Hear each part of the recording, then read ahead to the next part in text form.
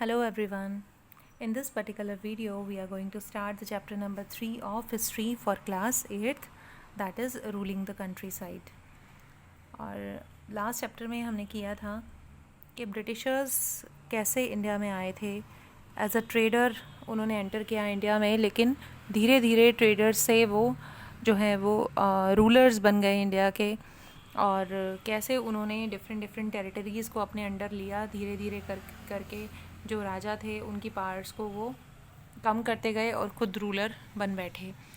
So in this particular video we are going to discuss कि countryside में किस तरह से रूल किया अंग्रेज़ों ने, यानी जो गांव के एरियाज़ थे। शहरों का तो हमने देख लिया कि उन्होंने प्रेसिडेंसीज़ बना ली थी और गवर्नर जनरल जो है अपॉइंट कर लिए थे, लेकिन what about the country side, जो गांव के लोग थे उन पर उनकी पॉलिसीज़ क्या थी, वो हम इस पर्टिकुलर चैप्टर में रीड करेंगे।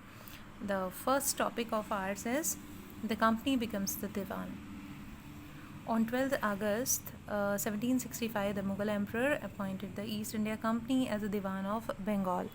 तो इंडियंस ने ही मुग़ल एम्परर्स को 12th अगस्त 1765 में क्या बना दिया था, दीवान बना दिया था ईस्ट इंडिया कंपनी को बंगाल का। अब ये दीवान होते क्या हैं, जितने भी फाइनेंशियल इश्यूज़ थे वो इस दीवान की पोस्ट के अंडर आते थे। दैट मीन्स जो भी दीवान बनता था वो सारे के सारे फाइनेंशियल इश्यूज़ को देखा करता था, यानी पैसे से रिलेटेड जितने भी इश्यूज़ होते थे वो देखते थे दीवान। The actual event most probably took place in Robert Clive's tent with a few Englishman and Indians as witness. जब इन्हें बनाया गया दीवान तो कुछ इंग्लिशमैन थे वो मौजूद थे वहाँ पर, और खुद रॉबर्ट क्लाइव वहाँ पर थे। But in the painting above the event is shown a majestic occasion taking place, a grand setting. The painter was commissioned by the Clive to record the memorable event of Clive's life. The grant of Diwani clearly was one such event in British imagination. So हम कह सकते हैं it is a painting which is shown. तो इस painting में हम देख सकते हैं कि ब्रिटिशर्स जो है वो उनके हाथ में कोई एक डॉक्यूमेंट है और बंगाल के नवाब जो हैं उनको ये डॉक्यूमेंट सौंप रहे हैं। दैट मीन्स उनको दीवानी का जो हम कह सकते हैं डिपार्टमेंट है वो उनको दे रहे हैं।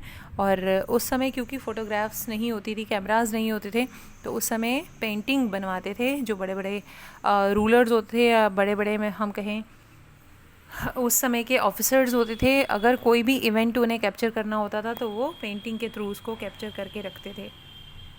एक पेंटर बुलवाते थे और वो पेंटर जो है सारा जो सीन है उसको अपनी पेंटिंग में उतारता था। As Diwan, the company became the chief financial administrator of the territory under its control. Now it had to think of administrating the land and organizing its revenue and resources. तो जब company दीवान बन गई तो chief financial administrator बन गई थी वो किसी भी टेरिटरी की, यानी कि जितने भी मनी से रिलेटेड मामले थे अब उसके अंडर थे। This had to be done in a way that could yield enough revenue to meet the growing expenses of the company. तो अब कंपनी के जितने भी खर्चे हो रहे थे वो खर्चे किससे चलेंगे, यही जो रेवेन्यू कंपनी कमाएगी थ्रू दिस दीवानी, सो उसी से ही एक्सपेंसेस चल रहे थे कंपनी के। A trading company had also to ensure that it could buy the products needed and sell what it wanted.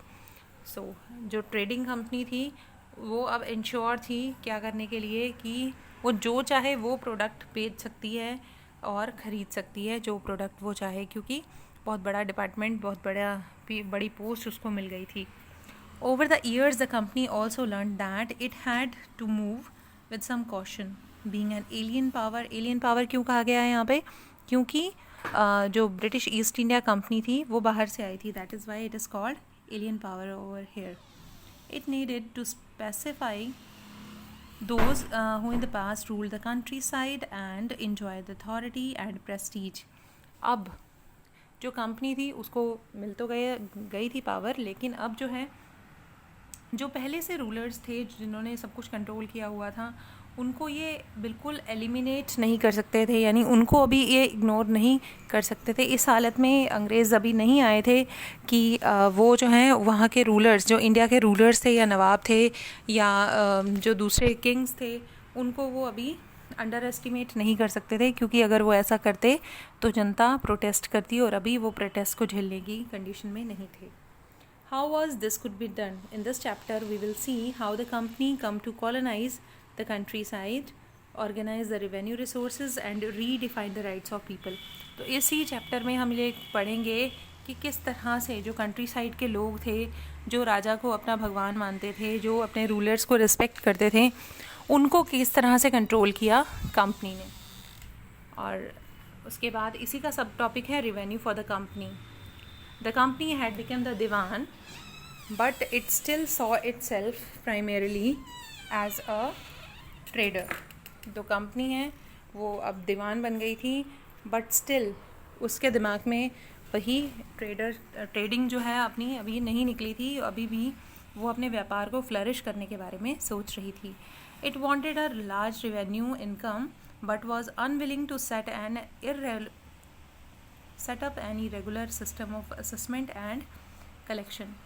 अब जो है कंपनी एक लार्ज रिवेन्यू सिस्टम को देख रही थी, और वो चाह रही थी कि ये रिवेन्यू सिस्टम जो है और भी अच्छा इंक्रीज़ हो, उसकी जो असेसमेंट है और उसकी कलेक्शन के जो तरीके हैं वो नए से नए सिस्टम जो है इंट्रोड्यूस करे.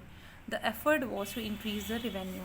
तो मेन जो कंपनी का मोटिव था ऐसा करने के पीछे वो क्या था, it wanted to increase the revenue, ताकि अगर टैक्सेस बढ़ेंगे तो डेफिनेटली कंपनी की इनकम भी इंक्रीज़ होगी. Has it could buy fine cotton and silk cloth as cheaply as possible. तो अगर कंपनी की इनकम अच्छी होगी तो वो जो यहाँ पर ख़रीदारी करने आए हैं, ट्रेडिंग कंपनी है, ऑब्वियसली ख़रीदती और बेचती है, तो जितनी फ़ाइन कॉटन उनको लेनी होगी या जितने स्पाइसेस उनको लेने होंगे तो वो सस्ते दामों पर उनको मिल जाएंगे.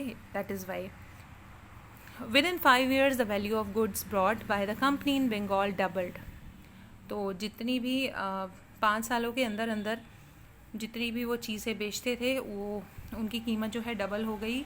Before 1865, the company had purchased goods in India by importing gold and silver from Britain. तो ब्रिटेन से पहले क्या होता था 1865 से कि वो ब्रिटेन से पैसा मंगवाते थे या गोल्ड और सिल्वर मंगवाते थे, उससे बाय करते थे इंडियन चीज़ों को. लेकिन अब क्या हो रहा था, now the revenue collected in Bengal could finance the purchase of goods for export. अब जो है ब्रिटेन से कुछ भी मंगवाने की ज़रूरत नहीं थी उन्हें, ना गोल्ड ना silver.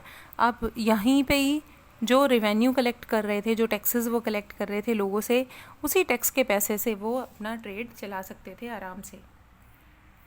Soon it was clear that Bengal economy was facing a deep crisis. Artisans were deserting villages since they were being forced to sell their goods to the company at low prices. जितने भी artist थे वो villages को छोड़ कर जा रहे थे. यहाँ पे लिखा हुआ है clearly deserting villages. That means they are leaving the villages and were being forced to sell their goods to company at low prices. उनको फोर्स किया जाता था कि वो कंपनी को चीप रेट पर चीज़ें बेचे, सस्ते दामों पर चीज़ें बेचे. Peasants were unable to pay the dues that were being demanded for them. जो किसान थे, जो छोटे किसान थे, उनके टैक्सेस बढ़ा दिए गए थे और वो उन टैक्सेस को देने में असमर्थ थे. वो उतना अफोर्ड ही नहीं कर पा रहे थे कि वो इतना टैक्स जो है कंपनी को दे, तो वो भी छोड़ के शहरों की तरफ जा रहे थे.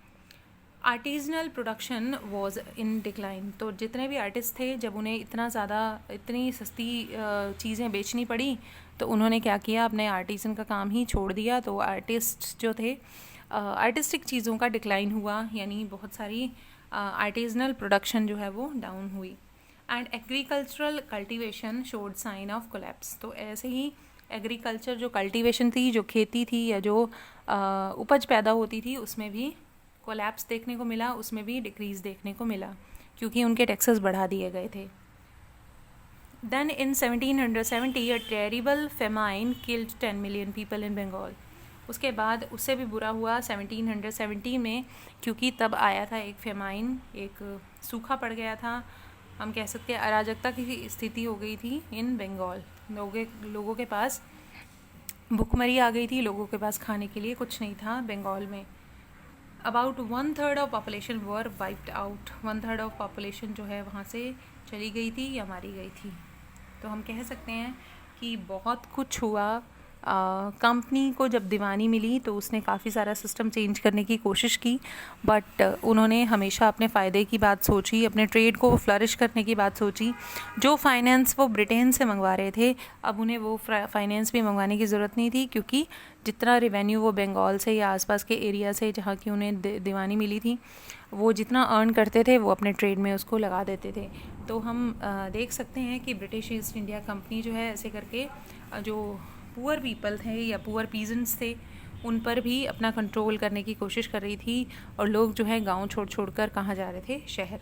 जो नेक्स्ट टॉपिक है हमारा वो है the need to improve agriculture. तो देखते हैं कि अंग्रेज़ों ने एग्रीकल्चर को इम्प्रूव करने के लिए क्या क्या किया, वो हम पढ़ेंगे नेक्स्ट वीडियो में।